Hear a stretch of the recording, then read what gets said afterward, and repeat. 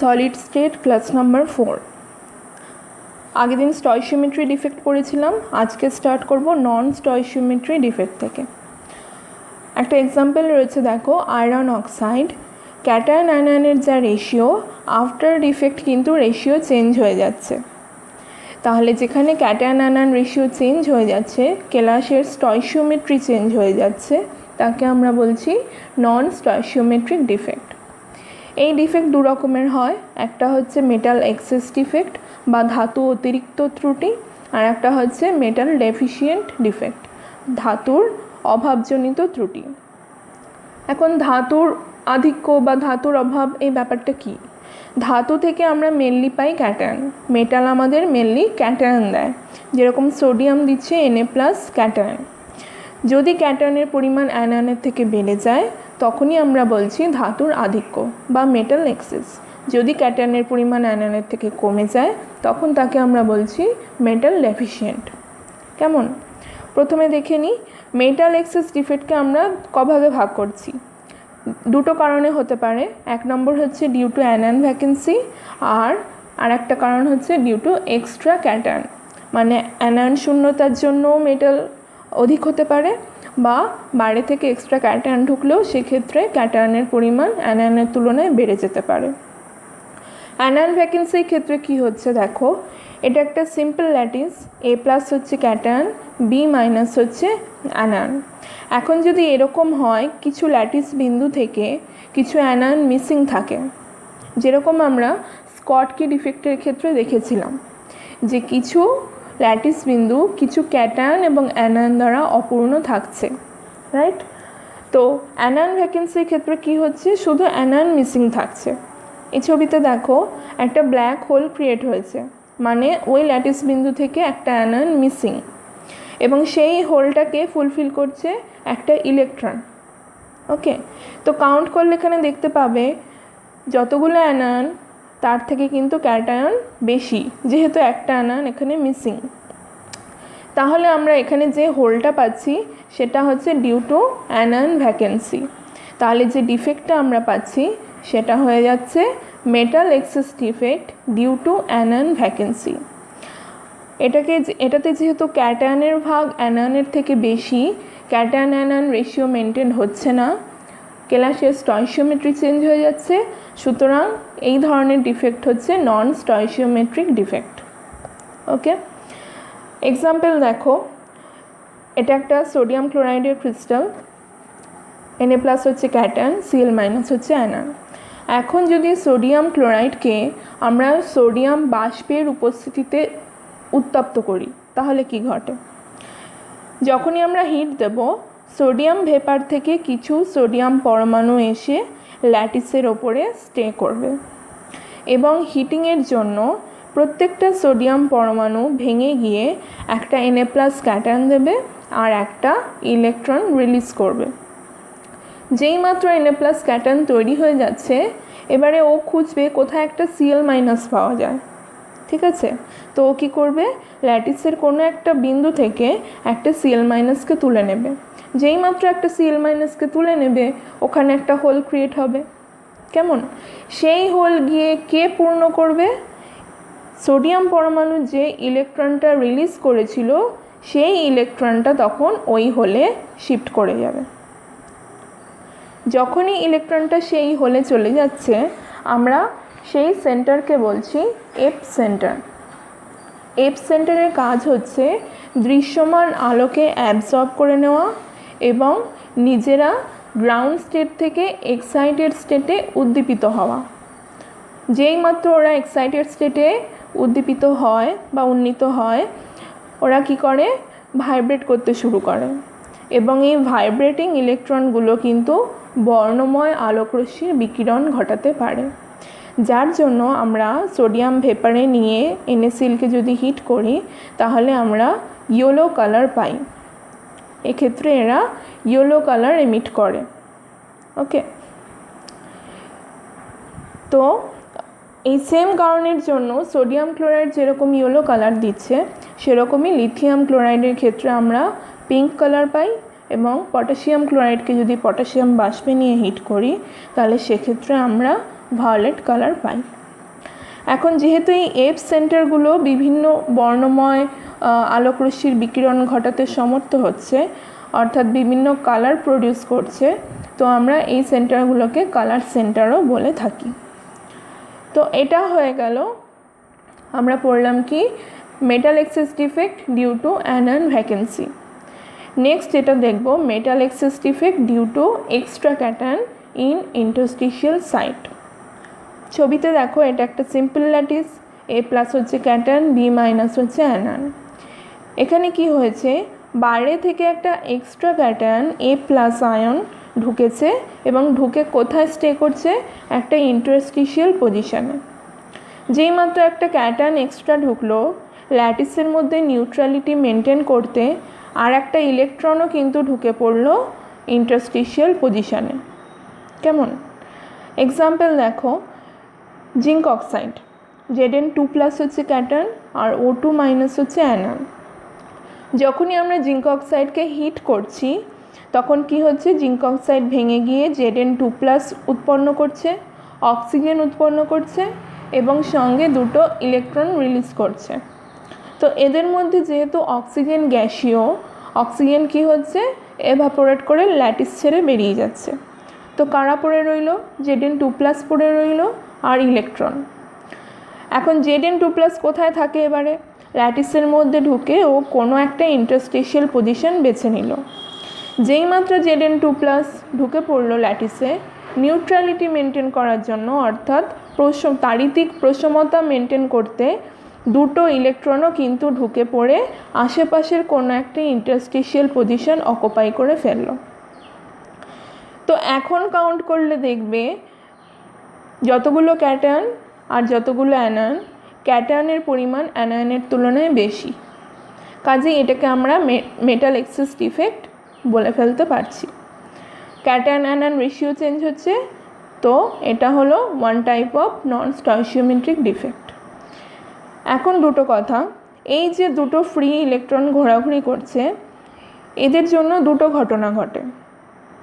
এক নম্বর হচ্ছে, এই ইলেকট্রনগুলো দৃশ্যমান আলো থেকে আলোকরশ্মি শোষণ করে নিয়ে গ্রাউন্ড স্টেট থেকে এক্সাইটেড স্টেটে উন্নীত হয় এবং বর্ণময় আলোকরশ্মির বিকিরণ ঘটায়।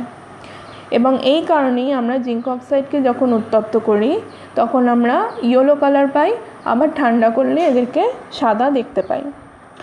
আর দু নম্বর হচ্ছে, এই যে ফ্রি ইলেকট্রন, এরা কিন্তু ইলেকট্রিসিটি কন্ডাক্ট করতে পারে।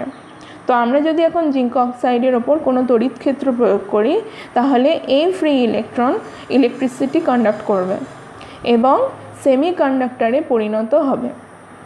সেমিকন্ডাক্টর কাদের বলছি, অর্ধপরিবাহী, অর্থাৎ এরা হচ্ছে ইনসুলেটর আর কন্ডাক্টরের মাঝামাঝি। ইনসুলেটর হচ্ছে অন্তরক, যারা একেবারেই তড়িৎ পরিবহন করে না, আর কন্ডাক্টর হচ্ছে পরিবাহী, যারা ভালো মতন তড়িৎ পরিবহন করে, আর সেমিকন্ডাক্টর হচ্ছে এদের মাঝামাঝি। তো জিঙ্ক অক্সাইড যেখানে ইনসুলেটেড ছিল, due to non stoichiometric defect, due to metal excess defect for extra cation in interstitial site, আমরা জিঙ্ক অক্সাইডকে কীভাবে পেয়ে যাচ্ছি, সেমিকন্ডাক্টর হিসেবে। ওকে, এখন দেখে নিই নন স্টয়চিওমেট্রি ডিফেক্টের কোন পার্টটা আমরা পড়ে ফেললাম, মেটাল এক্সেস ডিফেক্ট পার্টটা পড়ে ফেললাম, যেখানে ক্যাটায়ন বেশি হচ্ছিল অ্যানায়নের তুলনায়। তো এখন আমরা দেখব মেটাল ডেফিশিয়েন্ট পার্টে কী করে ক্যাটায়ন কম হচ্ছে, অ্যানায়ন বেশি হচ্ছে। দেখো এটা একটা সিম্পল ল্যাটিস, A+ হচ্ছে ক্যাটায়ন, B- হচ্ছে অ্যানায়ন। এক্ষেত্রে কি হচ্ছে, বাইরে থেকে একটা হায়ার চার্জড ক্যাটায়ন ল্যাটিসের মধ্যে এন্ট্রি নিচ্ছে। এখন ভেবে দেখো, ল্যাটিসের মধ্যে যদি A2+কে ঢুকতে হয় তাহলে নিউট্রালিটি মেনটেন করতে গিয়ে ভেতর থেকে কিন্তু দুটো সিঙ্গেল চার্জড ক্যাটায়নকে ল্যাটিস লিভ করতে হয়। ঠিক কি বললাম, A2+ যেহেতু 2+ চার্জ হোল্ড করছে, যেহেতু A2+ ল্যাটিসে ঢুকছে, কাজেই দুটো সিঙ্গেল ক্যাটায়নকে কিন্তু নিজেদের জায়গা ছেড়ে দিতে হয় to maintain the neutrality of the lattice. Okay, তো যখনই দুটো A+ ক্যাটায়ন নিজেদের ল্যাটিস বিন্দু ছেড়ে বেরিয়ে যাচ্ছে, দেখো দুটো হোল ক্রিয়েট করছে। এবং এই দুটো হোলেরই যে কোনো একটা কিন্তু A2+ অকুপাই করে নিচ্ছে, আর একটা হোল এক্সিস্ট করছে। তো এই ধরনের যে ডিফেক্ট আমরা পাচ্ছি, কাউন্ট করলে দেখবে ক্যাটায়নের পরিমাণ কমে যাচ্ছে, অ্যানায়নের পরিমাণ বেড়ে যাচ্ছে। তো এই ধরনের ডিফেক্ট হচ্ছে metal deficiency defect due to extra cation in interstitial site. Metal deficiency defect বা ধাতুর অভাবজনিত ত্রুটি, এই ধরনের ত্রুটিকে আমরা বলি। তো মেনলি যে এক্সাম্পলগুলো দেখায় এই ধরনের ত্রুটি সেটা হচ্ছে FeO, iron oxide, ferrous sulphide এবং নিকেল অক্সাইড। এক্সাম্পল মনে রাখবে। তো আমরা নন স্টয়চিওমেট্রি ডিফেক্টে দুটো পার্টি করে ফেললাম, মেটাল এক্সেস ডিফেক্ট আর মেটাল ডেফিসিয়েন্ট ডিফেক্ট। এখন আগের দিন যে ডিভিশনটা করেছিলাম ত্রুটির, স্টয়চিওমেট্রি আগের দিন পড়ে ফেলেছি, নন স্টয়চিওমেট্রি আজকে পড়লাম, আর ইমপিউরিটি এবার পড়ব। মানে হচ্ছে অশুদ্ধিজনিত ত্রুটি আমরা কাকে বলছি, কিভাবে পাচ্ছি। দেখো এটা হচ্ছে আরেকটা ল্যাটিস দেখাচ্ছি। A+ হচ্ছে ক্যাটায়ন, B- হচ্ছে অ্যানায়ন। এখানে কি ঘটছে, একটা extra higher charge cation entry নিয়েছে। কেমন? এইমাত্র যেটা আমরা পড়লাম মেটাল ডেফিসিয়েন্সি, তার সাথে এটার মিল পাবে, কিন্তু একটাই তফাৎ, এখানে দেখো বাইরে থেকে যে ক্যাটায়নটা ঢুকেছিল সেটা A ছিল। A হচ্ছে সেই ক্যাটায়নই যেটা কিনা ল্যাটিসে ছিল, অর্থাৎ সেম স্পিসিস ছিল। কিন্তু এক্ষেত্রে যেটা হচ্ছে, দেখো ক্যাটায়নটা নেমিং রয়েছে X দিয়ে, মানে কিন্তু স্পিসিসটা সেম আর নেই, সম্পূর্ণ ডিফারেন্ট একটা স্পিসিস ঢুকছে। বাকি সব সেম থাকছে, যেরকম হায়ার চার্জড ক্যাটায়ন যখন এন্ট্রি নিচ্ছে, নিউট্রালিটি মেনটেন করতে গিয়ে ভেতর থেকে দুটো সিঙ্গেল চার্জ ক্যাটায়নকে বেরিয়ে যেতে হচ্ছে, দুটো হোল ক্রিয়েট হচ্ছে এবং তার মধ্যে একটা হোল অকুপাই করে নিচ্ছে এই ফরেন অ্যাটম। ওকে, তো এইভাবে যে আমরা ডিফেক্টটা পাচ্ছি, একে আমরা বলছি ইমপিউরিটি ডিফেক্ট বা অশুদ্ধিজনিত ত্রুটি। বাইরে থেকে কোনো একটা অপদ্রব্যকে আমরা কোনো বিশুদ্ধ কেলাসে যোগ করছি, এই যে ঘটনাটা, এটাকে আমরা বলি ডোপিং। ঠিক আছে, বিশুদ্ধ কেলাসে কোনো অপদ্রব্য যোগ করাকে আমরা বলি ডোপিং, এবং মিশ্রিত অপদ্রব্যকে আমরা বলি ডোপ্যান্ট। কেমন? দেখো এক্সাম্পল দেখো, সোডিয়াম ক্লোরাইডের ক্রিস্টাল, Na+ হচ্ছে ক্যাটায়ন, Cl- হচ্ছে অ্যানায়ন। এর সঙ্গে আমরা স্ট্রনশিয়াম ক্লোরাইড যোগ করব। স্ট্রনশিয়াম ক্লোরাইডের কোন ক্যাটায়ন? Sr2+। এখন Sr2+ যদি ঢুকতে চায় তাহলে ভেতর থেকে দুটো Na+ আয়নকে নিজেদের জায়গা ছেড়ে দিতে হয়, দুটো হোল ক্রিয়েট হয়, তার মধ্যে একটা অকুপাই করে নেয় Sr2+ এবং একটা হোল এক্সিস্ট করে। এখানে Sr2+ হচ্ছে অপদ্রব্য। কেমন? আমরা স্ট্রনশিয়াম দিয়ে ডোপিং করলাম। নেক্সট এক্সাম্পল দেখো, সিলভার ক্লোরাইডের ল্যাটিস, Ag+ হচ্ছে ক্যাটায়ন, Cl- হচ্ছে অ্যানায়ন। এর সঙ্গে আমরা ক্যাডমিয়াম ক্লোরাইড দিয়ে ডোপিং করছি। তো হায়ার চার্জড ক্যাটায়নটা হচ্ছে Cd2+। যখনই Cd2+ ঢুকতে চাইবে, দুটো Ag+ নিজেদের জায়গা ছেড়ে দেবে এবং দুটো হোল ক্রিয়েট করবে, একটা হোল অকুপাই করে নেবে Cd2+। হলো? তাহলে ইমপিউরিটি ডিফেক্ট কিন্তু দু ধরনের যৌগেই করতে পারি, একটা হচ্ছে আয়নীয় যৌগ, একটা হচ্ছে সমযোজী যৌগ। আমরা এই যে দুটো এক্সাম্পল দেখলাম, এই দুটো দেখলাম আয়নীয় সলিডের ক্ষেত্রে। এখন দেখব সমযোজী যৌগে কি করে আমরা অপদ্রব্য যোগ করতে পারি। এটা দেখো, একটা সিলিকনের চেন দেখাচ্ছে, অনেকগুলো সিলিকন পাশাপাশি সমযোজী বন্ধনে আবদ্ধ। সিলিকন কি করে কোভ্যালেন্ট বন্ড ক্রিয়েট করে? সিলিকনের বাইরের কক্ষে 4টে ইলেকট্রন থাকে। তো সেই 4টে ইলেকট্রন কি করে, আশপাশের থেকে আরও 4টে সিলিকনের সঙ্গে একটা করে ইলেকট্রন নিয়ে মোট 4টে কোভ্যালেন্ট বন্ড ফর্ম করে। এরকম অবস্থায় আমরা মাঝের সিলিকনটাকে সরিয়ে সেখানে কোনো একটা অপদ্রব্য ডোপিং করব বা প্রবেশ করাবো। ঠিক আছে, তো গ্রুপ 14-এ সিলিকনের পজিশন কি দেখো, কার্বনের যেরকম বাইরের কক্ষে 4টে ইলেকট্রন থাকে ভ্যালেন্স শেলে, অর্থাৎ কার্বন হচ্ছে চতুর্যোজী, সেরকম সিলিকনও হচ্ছে চতুর্যোজী, বাড়ির কক্ষে 4 ইলেকট্রন থাকে। এখন আমরা একবার গ্রুপ 13 দিয়ে ট্রাই করব, একবার গ্রুপ 15 এলিমেন্ট দিয়ে আমরা ডোপিংটা ট্রাই করব। ফার্স্টে দেখে নিই গ্রুপ 13-এ কারা রয়েছে। কারা রয়েছে দেখো, বোরন, অ্যালুমিনিয়াম, গ্যালিয়াম। গ্রুপ 15-এ রয়েছে নাইট্রোজেন, ফসফরাস, আর্সেনিক। তো গ্রুপ 13 দিয়ে ফার্স্টে দেখি। ধরো আমি অ্যালুমিনিয়াম দিয়ে ডোপিংটা করছি। অ্যালুমিনিয়ামের বাইরের কক্ষে রয়েছে 3টে ইলেকট্রন, আর সিলিকনের বাইরের কক্ষে রয়েছে 4টে ইলেকট্রন। যেই মাত্র এই মাঝের সিলিকনকে সরিয়ে অ্যালুমিনিয়াম ঢুকবে, কি হবে? অ্যালুমিনিয়ামের বাইরের যে 3টে ইলেকট্রন, সেটা আশেপাশের 3টে সিলিকনের সঙ্গে কিন্তু সুন্দরভাবে কোভ্যালেন্ট বন্ড ক্রিয়েট করে ফেলবে। কিন্তু নিচের যে সিলিকনটা দেখো, সিলিকনের যে একটা ইলেকট্রন রয়েছে, এটা কিন্তু বন্ড ফর্মেশনের জন্য অ্যালুমিনিয়ামের কোনো ইলেকট্রনকে পাচ্ছে না। যতক্ষণ অ্যালুমিনিয়ামের জায়গায় সিলিকন ছিল, ও কিন্তু একটা বন্ড ফর্ম করছিল, কিন্তু এখন অ্যালুমিনিয়াম প্রবেশ করার দরুন অ্যালুমিনিয়ামের যেহেতু 3টে ইলেকট্রন, একটা ইলেকট্রন নেই, সেহেতু সিলিকনের এই ইলেকট্রনটা থেকে যাচ্ছে একা। তাহলে এই যে অ্যালুমিনিয়ামের কোনো ইলেকট্রনও পেল না, এই ইলেকট্রনের অভাবের জন্য কি তৈরি হচ্ছে?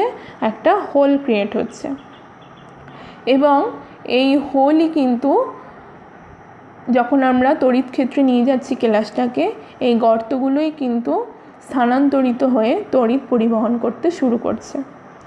অর্থাৎ পুরো কেলাসটা কনভার্ট হচ্ছে একটা সেমিকন্ডাক্টরে।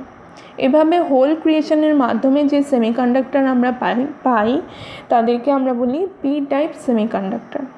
যেরকম রেডিও ট্রানজিস্টরের ক্ষেত্রে এই ধরনের পি টাইপ সেমিকন্ডাক্টরের ইউজ আছে। পি টাইপ সেমিকন্ডাক্টরের তড়িৎ পরিবাহিতা কিন্তু বিশুদ্ধ অর্ধপরিবাহীর তুলনায় অনেকটাই বেশি হয়। নেক্সট আমরা ট্রাই করব গ্রুপ 15 এলিমেন্ট দিয়ে, যেখানে আমরা দেখো বেছে নিয়েছি আর্সেনিককে। আর্সেনিকের বাইরের কক্ষে কটা ইলেকট্রন থাকে? 5 ইলেকট্রন। তো আর্সেনিক যখন সিলিকনকে সরিয়ে প্রবেশ করেছে, দেখো কি হচ্ছে, আর্সেনিকের বাইরের যে 4টে ইলেকট্রন, তারা কিন্তু ইজিলি 4টে সিলিকনের সঙ্গে 4টে কোভ্যালেন্ট বন্ড ফর্ম করে নিচ্ছে। কিন্তু যে 5th ইলেকট্রন, সেটা তো বন্ড ফর্মেশনের জন্য কাউকে পাচ্ছে না। তাহলে এই 5th ইলেকট্রন হয়ে গেল এক্সট্রা ইলেকট্রন। এই অতিরিক্ত ইলেকট্রনটি কেলাসের মধ্যে পরিবহন ইলেকট্রন রূপে বিরাজ করে। অর্থাৎ যদি আমরা এই কেলাসের উপর তড়িৎ ক্ষেত্র প্রয়োগ করি, তখন এই অতিরিক্ত ইলেকট্রনই কন্ডাক্ট করতে শুরু করবে ইলেকট্রিসিটি। এইভাবে আমরা যে সেমিকন্ডাক্টর পাই, সেই ধরনের সেমিকন্ডাক্টরকে আমরা বলি N type semiconductor. N type অর্ধপরিবাহী কিন্তু বিশুদ্ধ যে অর্ধপরিবাহী ছিল সিলিকন, তার তুলনায় অনেক বেশি পরিবহন ক্ষমতা রাখে। তাহলে ইম্পিউরিটি ডিফেক্ট আমরা দু ধরনের যৌগের ক্ষেত্রেই দেখে ফেললাম, আয়নীয় সলিড আর কোভ্যালেন্ট সলিড। তো মেন যে ডিফেক্টের ডিভিশনটা ছিল, স্টয়চিওমেট্রি পার্ট আমরা আগের দিন পড়ে ফেলেছি, নন স্টয়চিওমেট্রি পার্ট আজকে পড়লাম। স্টয়চিওমেট্রিতে আমরা স্কটকি ডিফেক্ট, ফ্রেঙ্কেল ডিফেক্ট দেখে নিয়েছি। নন স্টয়চিওমেট্রিতে মেটাল এক্সেস পড়লাম আজকে, আর মেটাল ডেফিসিয়েন্ট পড়লাম। মেটাল এক্সেস আবার দুইভাবে পড়লাম, due to anion vacancy and due to extra cation in interstitial site.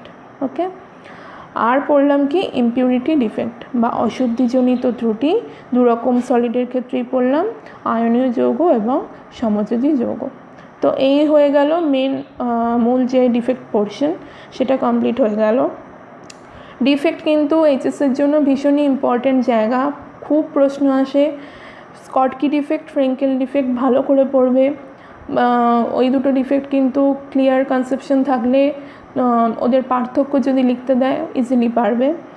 আচ্ছা, তারপরে এন টাইপ, পি টাইপ যে সেমিকন্ডাক্টরগুলো বললাম, যেগুলো সিলিকনের মধ্যে আমরা গ্রুপ 13, গ্রুপ 15 এলিমেন্ট ঢোকাচ্ছি, প্রবেশ করাচ্ছি, তো সেগুলোর জন্য কিভাবে ওরা সেমিকন্ডাক্টরে কনভার্ট হচ্ছে, কিভাবে হোল ক্রিয়েট হচ্ছে, কিভাবে এক্সট্রা ইলেকট্রিসিটি কন্ডাক্ট করছে, এগুলো ভালো করে পড়বে। আর একটা জায়গা পড়িয়েছি যেখানে এফ সেন্টার ক্রিয়েট হচ্ছে। মেটাল এক্সেস ডিফেক্টে যেখানে এফ সেন্টার ক্রিয়েট হচ্ছে, এফ সেন্টার কীভাবে বিভিন্ন রকমের কালার দিচ্ছে। ওকে, এই জায়গাগুলো থেকে বেশ ভালো ভালো প্রশ্ন আসে। তো ঠিক আছে, এই অবধি থাক আজকের ক্লাস, পরের দিন আবার কন্টিনিউ হবে।